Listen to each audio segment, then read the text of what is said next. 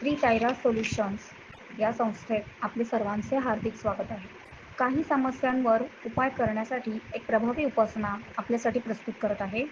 जे युनिवर्समध्ये आहे ते सर्व जमेल तेवढे एकत्रित करून योजून काम केले म्हणजे एक उपायांचा समूह बनवता येतो, जो अशा काही समस्यांच्या समूहावर काम करतो.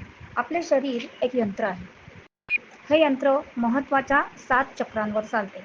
7 वार, 7 देवता, 9 ग्रह हे सर्व समन्वित आहेत.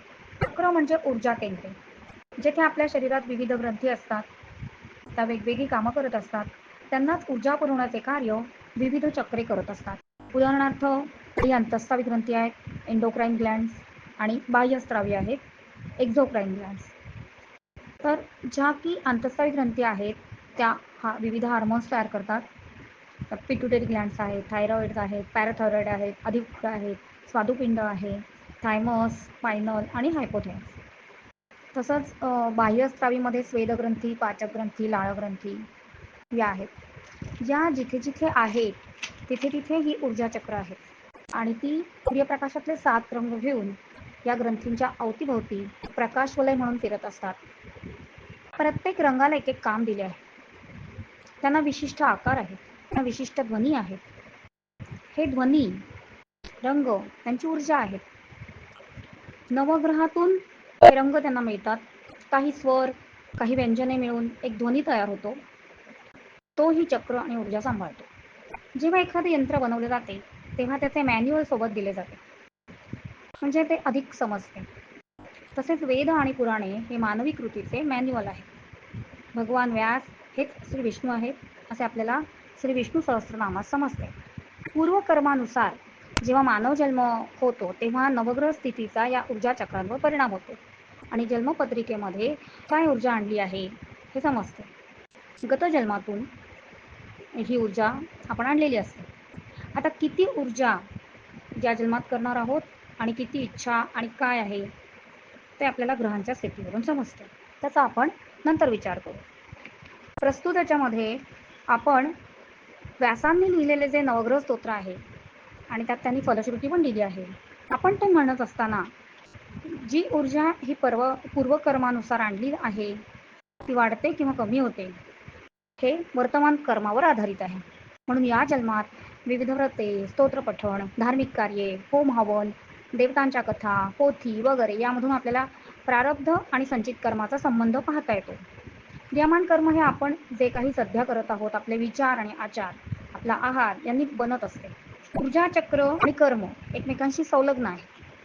ईश्वरी स्तोत्र वाचन करून आपण ते बॅलन्स करत असतो. त्याद्वारे आपले विचारही बनतात आणि आचारही बनतात. त्यात व्यासविरचित नवग्रह स्तोत्र प्रत्यक्षपणे आपली ऊर्जा चक्रे सांभाळण्याचे काम करत असते.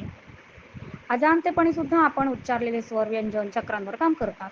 तर चक्र चांगली करावी अशा हेतूने केलेले स्तोत्र वाचन तर अधिकच फल देणार यात शंका नाही. आता उदाहरण द्यायचं झालं तर जपा कुसुम संकाशम काश्यपेयम महद्युतिम तमोरी सर्व पापघ्नम प्रणतोस्मी दिवाकरम.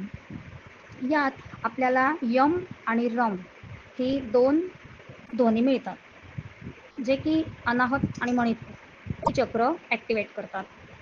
आता आपण ध्यानधारणा केली म्हणजे ह्या चक्रांचा विचार केला, हे रंगांचा विचार केला आणि डोळे मिटून ही ऊर्जा अनुभवली. हे एक प्रकारे डीप मेडिटेशन आहे आणि भगवान सूर्यनारायणांचा हा नमस्कार मंत्र आहे.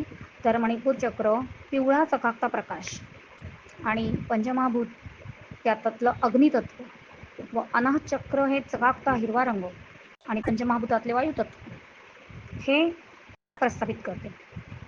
ह्याचे स्थान नाभी आणि हृदय आहे. देवता तर साक्षात सूर्य नारायण आहेत. नारायण आणि शक्ती माता लक्ष्मी आहे. ग्रह याच्यामध्ये सूर्य आणि बुध हे येतात. गुरु सुद्धा संबंधित ग्रह आहे.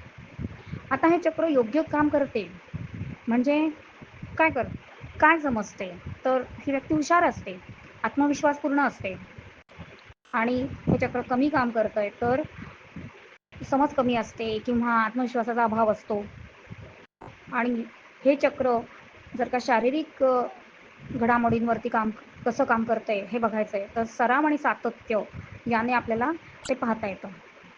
याच्याशी संबंधित ग्रंथी आहेत त्या अधिवृक्क ग्रंथी आहेत आणि हृदयग्रंथी आहे. तर यात पित्त निर्मिती, यकृत, रक्ताभिसरण, रक्तदाब यावरती नियंत्रण असते. यात कमी जास्त संबंधित ऊर्जा बिघडली आहे, ज्याप्रमाणे रोग येतो. आता कमी असेल तर मंदपणा, कमी कार्यशक्ती, कमी रोगप्रतिकारशक्ती इत्यादी. आणि जास्त असेल तर रक्तदाब, वाढलेला रक्तदाब, पित्त प्रकृती, डोकेदुखी इत्यादी. हे आपल्याला समजतं. याचा रिलेशन आपल्याला जन्मपत्रिकेत पण बघायला मिळतं, की रवी बिघडलेला असतो, म्हणजे रवी ग्रहाची ऊर्जा योग्य न मिळाली तर हे विकार संभवतात. यासाठी योग्य आहार विहार, कारण आहार हे ऊर्जा चक्रांचे इंधन आहे, आणि वर्तन विचार याद्वारे हा जो नमस्कार मंत्र आहे, सूर्यनमस्कार मंत्र, हा आपल्याला डीप मेडिटेशन म्हणून करता येतो. हे चक्र त्यामुळे योग्य काम करेल असे आपण म्हणू शकतो. सातत्य आणि सराव करून हे शक्य होते. आहारात आपण पिवळी फळे, हिरव्या भाज्या हे इंधन म्हणून वापरू शकतो. आता यापुढील जी स्तोत्रे आहेत ती आणि त्या संबंधित डीप मेडिटेशन पुढील भागात पाहू. आपणही असे मेडिटेशन अभ्यासत असाल तर कमेंट करून कळवा. तसेच यावर अधिक व्हिडिओ आपल्याला आवडतील तर तसे नमूद करा. शुभम भवतु.